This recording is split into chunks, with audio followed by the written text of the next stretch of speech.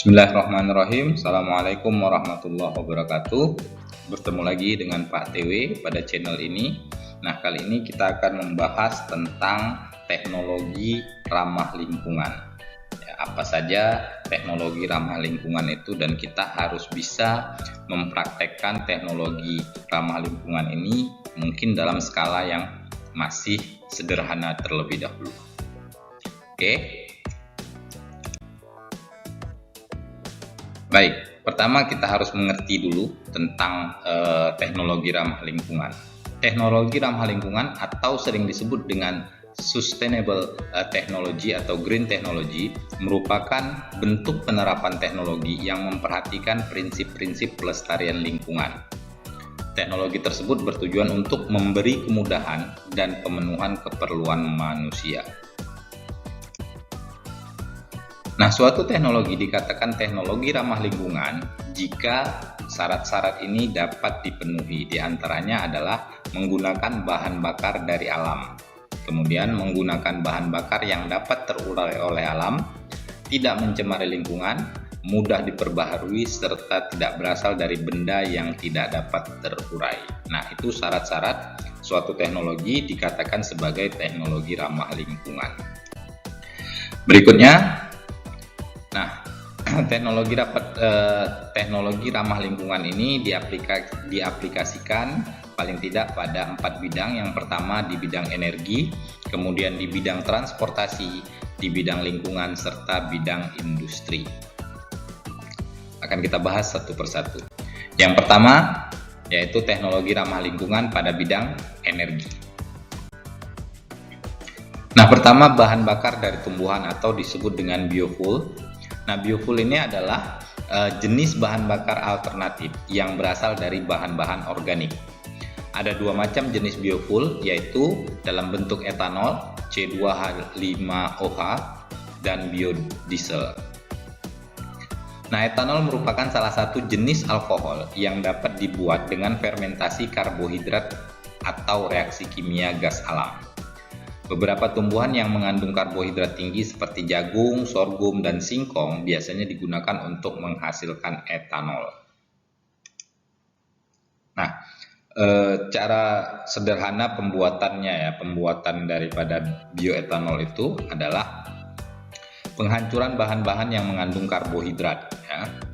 Bahan-bahan yang mengandung karbohidrat itu dihancurkan, kemudian dihidrolisis dengan bantuan enzim yang dihasilkan jamur dan bakteri, sehingga menghasilkan senyawa gula pentosa dan glukosa. Dihidrolisis terlebih dahulu, pada akhirnya nanti akan menghasilkan senyawa pentosa dan glukosa, lalu kemudian difermentasikan oleh Saccharomyces cerevisiae sehingga menghasilkan etanol.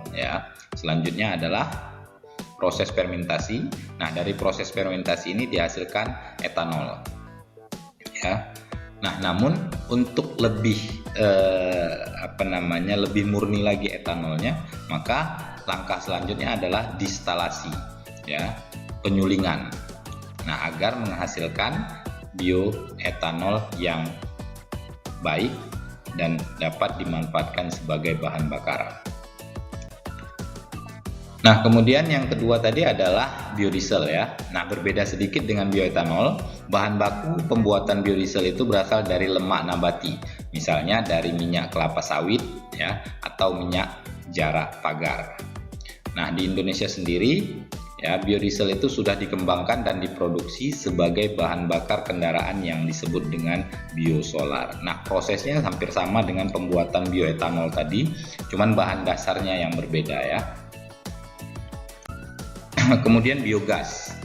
Biogas merupakan jenis bahan bakar alternatif yang diperoleh dari proses fermentasi bahan-bahan organik oleh bakteri anaerob, yaitu bakteri yang hidup di lingkungan tanpa oksigen. Nah, bakteri anaerob bekerja dengan cara mengubah zat organik menjadi gas metana atau CH4 sebesar 75%, dan sisanya adalah gas karbon dioksida, hidrogen, serta hidrogen sulfida. Namun demikian, gas yang digunakan sebagai sumber bahan bakar adalah gas metana. Nah, bahan bakar organik yang banyak digunakan dalam pembuatan biogas berasal dari kotoran dan urin hewan ternak. saat ini biogas sudah banyak digunakan sebagai bahan bakar untuk kebutuhan rumah tangga di Indonesia. Nah, kita bisa lihat, nah utamanya ya orang-orang yang memanfaatkan instalasi biogas ini, membuat instalasi biogas ini, yaitu orang-orang yang melakukan kegiatan peternakan. Ya, biasanya sisa-sisa kotoran daripada ternak itu, nah kemudian akan dialirkan melalui pipa ya, masuk ke tank penyimpanan kotoran ini, ya, tank tertutup. Kemudian nanti diendapkan di sini ya bahan organik yang mengalami fermentasi tadi di dalam ini. Nah kemudian akan menghasilkan gas metana. Lalu gas metana ini dialirkan langsung melalui pipa pengeluaran gas ya, untuk dialirkan ke pipa-pipa di rumah agar dapat dimanfaatkan gasnya. Ya, saat ini sudah banyak sekali ya yang menggunakan biogas ini untuk kebutuhan rumah tangga. Jadi instalasinya seperti ini ya. Instalasinya sederhana ya, dapat dibuat sendiri oleh peternak-peternak sehingga sisa kotoran itu tidak menjadi bahan pengganggu ya, tidak menjadi polutan, tetapi dapat dimanfaatkan kembali untuk menghasilkan biogas. Selanjutnya sel surya atau solar cell. Nah, energi cahaya matahari itu merupakan sumber energi ya, sumber energi yang ada di bumi ini. Energi cahaya matahari itu dapat dirubah menjadi energi listrik dengan menggunakan yang namanya fotovoltaik. Ya, fotovoltaik ini atau sering disebut dengan solar cell. Nah, pada umumnya sel surya memiliki ukuran yang tipis, ya, hampir seperti selembar kertas. Sel surya terbuat dari silikon yang dimurnikan atau dipolikristalin silikon dengan beberapa logam yang mampu menghasilkan listrik. Ketika cahaya matahari mengenai panel surya, cahaya menghasilkan emisi elektron pada komponen panel. Elektron ini kemudian dihubungkan dengan sistem tertentu sehingga dihasilkan listrik. Selanjutnya, listrik ini dialirkan dan disimpan pada baterai sehingga dapat digunakan pada saat mendung atau malam hari. Nah, kira-kira ilustrasinya seperti ini ya. Di bagian atap itu dipasang solar cell. Nah, kemudian solar cell ini nanti yang akan merubah energi matahari menjadi energi listrik. Nah, pada beberapa komponen itu langsung bisa dimanfaatkan pada siang hari itu sendiri. Kemudian sisanya disimpan di baterai, ya, untuk bisa dimanfaatkan pada kondisi malam hari yang tidak ada cahaya matahari. Nah, sehingga tidak lagi memerlukan listrik yang berasal dari tenaga bahan bakar yang lain yang dapat menimbulkan polusi seperti batu bara ya. Nah, jadi ini sangat menghemat walaupun memang instalasinya itu terbilang cukup mahal, tapi ini merupakan investasi awal ya. Setelah itu kita bisa mendapatkan hasil yang sangat maksimal. Nah, kemudian ada pembangkit listrik tenaga air atau hydropower ya, atau PLTA. Kita kenal dengan PLTA, pembangkit listrik tenaga air. Tenaga air atau hydropower merupakan energi gerak atau kinetik dari aliran air untuk menghasilkan listrik. Cara yang paling umum untuk memanfaatkan hydropower ini yaitu dengan membangun dan membendung sungai besar untuk membentuk tempat penampungan air. Air yang dibendung dialirkan melalui suatu pipa besar dengan debit atau laju tertentu untuk memutar turbin generator yang akan menghasilkan listrik. Secara umum, alat pembangkit listrik tenaga air itu terdiri dari dua komponen yaitu generator dan turbin. Nah, kita lihat secara sederhana dia seperti ini ya. Aliran air itu ya di sungai dibendung ya dengan aliran yang cukup tinggi, kemudian dialirkan menuju ke turbin. Nah, debit air yang masuk ke sini itu akan memutar turbin ini. Oke, nah turbin ini akan memutar kemudian mengakibatkan putaran pada generator ya, sehingga dari generator ini akan menghasilkan energi listrik. Ya, nah, energi listrik inilah yang kita manfaatkan. Nah, di Sumatera Utara sendiri itu sudah ada ya PLTA Sigura-gura. Nah, kita bisa lain waktu ya, kalau kalian punya kesempatan untuk bisa melihat langsung di PLTA Sigura-gura, sehingga tahu bagaimana cara proses memanfaatkan tenaga air untuk membangkitkan listrik. Nah, kemudian yang lainnya, kalau tadi pakai tenaga listrik, ini pakai tenaga angin. Jadi mekanismenya sebenarnya sama, ya, prosesnya hanya saja yang membedakan untuk penggerak daripada turbinnya itu di sini adalah angin, kalau yang tadi adalah air. Nah, ada dua jenis pembangkit listrik tenaga angin yang saat ini dikembangkan, yaitu pembangkit listrik tenaga angin yang dibangun di daratan dan yang dibangun di pantai. Nah, pembangkit listrik tenaga angin yang dibangun di daratan harus terletak di daerah yang jauh dari pemukiman dan sedikit populasi penduduk. Ya. Nah, sebenarnya dari dua pembangkit listrik ini, yang satu di daratan, yang satu di pantai, itu lebih baik penggunaannya adalah kalau dibangun di pantai. Kenapa? Karena di pantai itu anginnya cukup besar, ya, potensi angin yang sangat besar, sehingga memastikan bahwa turbin itu akan terus bergerak. Tidak, kalau di daratan dia ada waktu-waktu tertentu yang kondisi anginnya itu sepoi-sepoi, kondisi anginnya yang sangat sedikit, sehingga mengakibatkan turbin pun bergerak sangat lambat, sehingga menghasilkan tenaga listrik, ya, yang lebih sedikit. Memang kalau untuk di pantai itu biaya pembangunannya jauh lebih besar dibanding dibangun di daratan, tetapi potensinya jauh lebih tinggi dibanding dibangun di daratan. Nah, mudah-mudahan negara kita ini bisa memaksimalkan pantai-pantai yang tersebar luas di Indonesia ini untuk bisa membangun pembangkit listrik tenaga angin. Nah, tentunya kalau itu terjadi, insya Allah kita akan surplus energi listrik, tidak lagi perlu membakar bahan bakar untuk menghasilkan listrik dan menimbulkan polusi yang sangat membahayakan.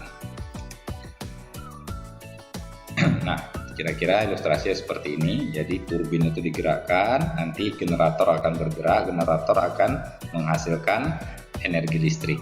Ya, energi listriknya itu nanti akan dialirkan. Kalau dia sedikit dialirkan ke beberapa rumah, tetapi kalau besar bisa dimanfaatkan untuk satu desa, bahkan satu kota atau satu provinsi. Nah, kemudian yang kedua adalah teknologi ramah lingkungan di bidang transportasi. Yang pertama kita lihat ada kendaraan hidrogen, ya. Nah, kendaraan hidrogen ini adalah kendaraan yang berbahan bakar hidrogen. Ya. Di dalam kendaraan ini terpasang alat yang mampu mengubah energi kimia dari hidrogen menjadi energi mekanik. Alat tersebut bekerja dengan cara membakar hidrogen dalam mesin pembakaran internal atau dengan mereaksikan hidrogen dengan oksigen dan fuel cell untuk menggerakkan motor listrik. Nah, beberapa negara ya sudah mengembangkan kendaraan hidrogen ini. Ada yang mobil, ada yang sepeda bahkan, ya, untuk menimbulkan atau mengembangkan teknologi ini yang sangat ramah lingkungan. Kemudian ada mobil surya atau solar cell. Nah, salah satu contohnya adalah bus surya, ya. Pengembangan bus surya ini sejalan dengan berkembangnya teknologi panel surya. Karena memang pada prinsipnya bus surya ini di bagian atapnya itu ya dipasang solar cell. Nah, kemudian solar cell ini yang akan menangkap energi matahari, kemudian merubahnya menjadi energi listrik dan disimpan di baterai. Lalu kemudian tenaga daripada bus ini adalah tenaga yang berasal dari baterai, dari hasil pengubahan energi matahari tadi. Nah, beberapa negara diantaranya Australia dan Cina itu sudah memanfaatkan ini sejak lama. Australia itu dari tahun 2007, ya. Sedangkan di Cina itu sudah menggunakannya sejak 2012 yang lalu. Kemudian ada mobil listrik, electrical. Nah, ini sekarang sudah banyak ya beredar di Indonesia. Mobil listrik ini pertama kali dibuat pada tahun 1884 oleh seorang berkebangsaan Inggris bernama Thomas Parker. Nah, mobil listrik baru kemudian berkembang pesat pada tahun 2008 semenjak ditemukannya teknologi pengaturan tenaga baterai dan mahalnya bahan bakar fosil. Keuntungan dari penggunaan mobil listrik ini antara lain mengurangi polusi udara karena mobil tidak menghasilkan polutan dan mengurangi efek rumah kaca. Penggunaan teknologi mobil listrik secara massal masih banyak kendala, ya. Antara lain masih tingginya biaya produksi, kemudian minimnya infrastruktur untuk isi ulang bahan bakar listrik.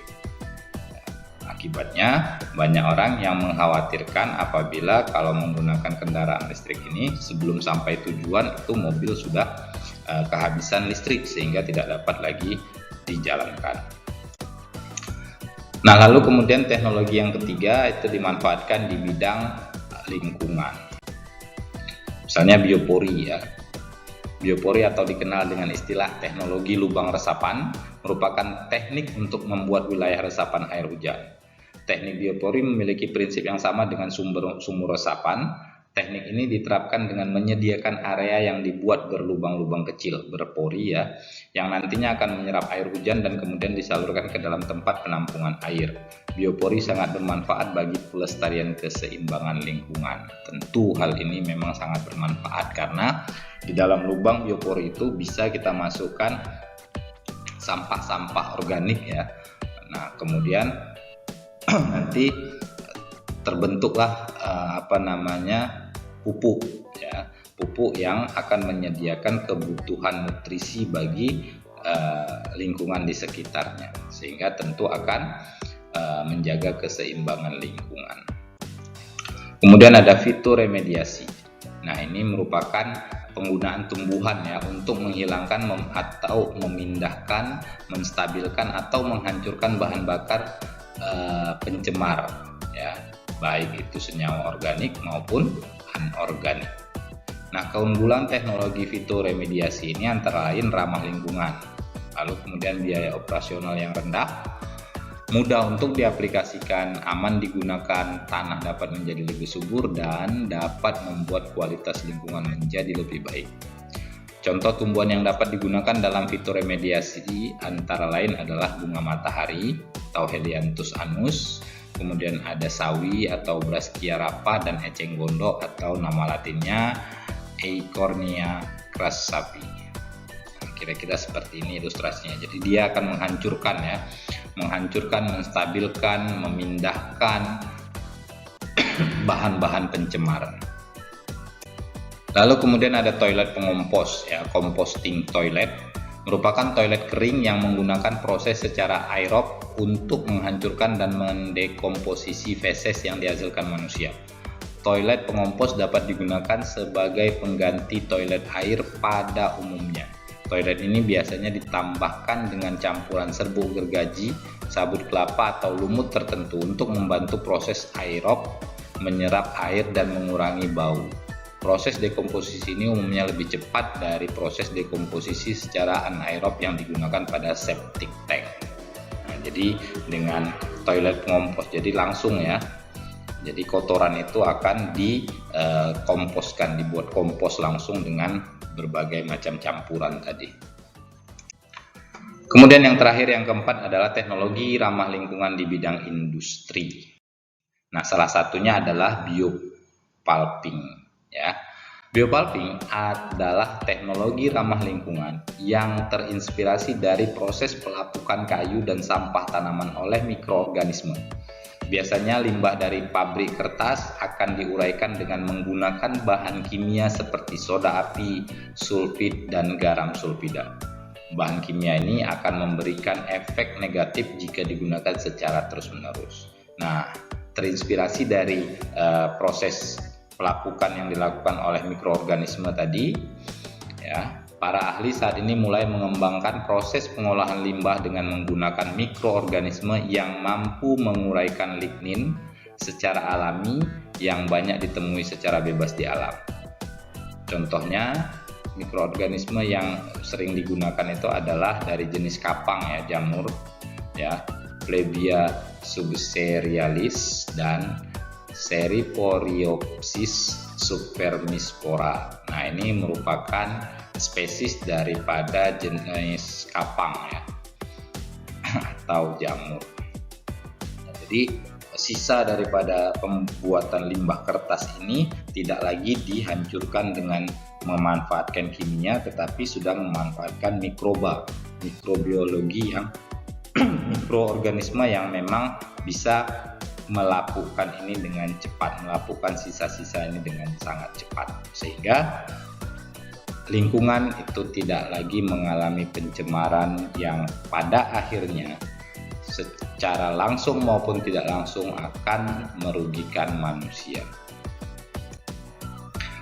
Oke, nah mungkin itu saja yang bisa dijelaskan pada kesempatan kali ini.